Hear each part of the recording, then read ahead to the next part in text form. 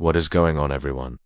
Welcome back to my channel. Today's video is sponsored by In 2002, 15-year-old Kara Robinson went missing from her hometown of Lexington, South Carolina. She was last seen getting into a red SUV driven by an acquaintance. But that was not the whole story. No, this case was a lot more twisted than that. Today we will be covering everything you need to know about the kidnapping and incredible escape of Kara Robinson. This is part 3 of our series From Victim to Victor, where we discuss cases of people who escaped their kidnappers. If you have not yet watched part 1 or 2, then go check them out after watching this one. Before we get into the details of the case, first things first. If you want to support the channel and help us continue making these videos, then please consider becoming a member of our channel. You can do so by clicking the join button in this video. You can also support us by liking this video, sharing it, and subscribing to our channel. On June 2002, 15-year-old Kara Robinson left her home at around 7 p.m. to walk her 2 dogs. She did this almost every night. After spending some time walking her dogs, she headed to the nearby convenience store to get some snacks for herself and her sister. When Kara arrived at the store, the parking lot was empty, so she walked inside the store without hesitation. When she entered the store, she saw a 29-year-old man named Timothy Taylor sitting on one of the stools waiting for someone. He had been waiting for his friend to pick him up, but he ended up waiting longer than he anticipated, because the friend never arrived. After about 15 minutes of waiting, he decided to leave.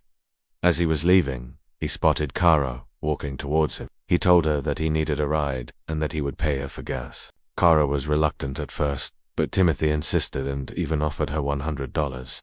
So, Kara agreed. She walked outside, opened the passenger side door of the car, and just as she was about to get in, a man with dreadlocks appeared and told Timothy that he was going to jail. He then got in the car and shut the door behind him. Timothy tried to start the engine, but the man stopped him and said that he was not going to jail. A struggle ensued between the two men, and eventually Timothy overpowered the man and drove off. He then turned the car around and headed to his apartment. He explained to Kara that the man in the car was his friend, and that his friend had a warrant out for his arrest. While talking to Kara, Timothy told her that he had recently separated from his wife and that he was feeling depressed. He asked Kara if she wanted to see something funny, and she agreed. He then parked the car and turned to Kara and said, "You're not my daughter, are you?"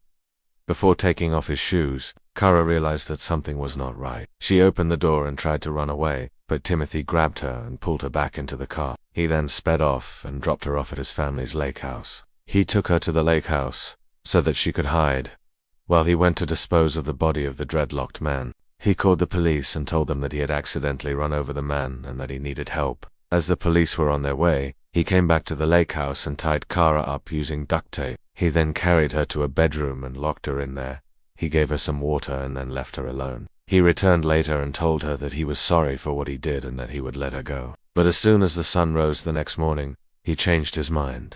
Kara stayed in the bedroom for 2 days, until she managed to free one of her hands from the duct tape. She used a pair of scissors to cut the rest of the tape and made a run for it. She ran out of the house and down the dirt road towards a highway. A passing motorist picked her up and drove her to the nearest hospital. At the hospital, she was treated for exposure, but she refused to answer any questions and even resisted when the police tried to take fingerprints from her. They eventually let her go after she promised to contact them. She called her mother and told her that she was at a friend's house. Her mother knew that something was wrong though, so she went to pick her up. When they arrived at the friend's house, Kara's mother noticed scratches on her legs and arms and blood coming out of her nose. When she asked Kara what happened, she lied and said that she had fallen. At this point, Kara's mother was still none the wiser. The next day, Kara confessed to her mother that she had been kidnapped. When her mother heard this, she immediately called the police and reported it. The police then went to the lake house to investigate. It was here that they discovered the body of Timothy Taylor's ex-friend, Stephen Anderson. They also found out that Timothy had taken his own life a few hours after dropping Kara off at the lake house. With no prime suspect in the case, the police started searching for Kara Robinson throughout the state. In the meantime, Kara spent her days avoiding her friends and family, too afraid to tell them where she was. She eventually contacted her cousin, Brittany Horton, and told her that she was hiding in a friend's house. Brittany went to pick her up and brought her back home. When Kara's parents saw her again, they were shocked at how much weight she had lost and how dirty she was.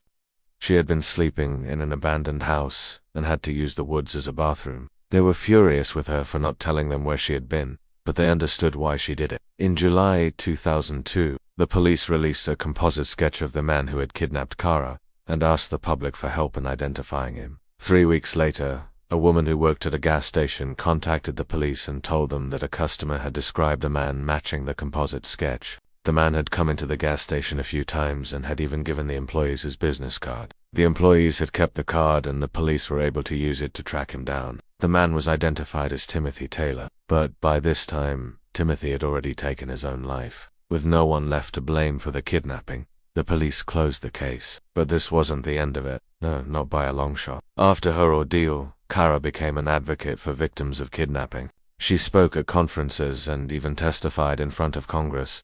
She wanted to make sure that other victims of kidnapping did not suffer the way that she did. In 2008, she founded the non-profit organization Kara's Cause, which helps victims of violent crimes rebuild their lives. She also wrote a book about her experience, which was later turned into a Lifetime movie.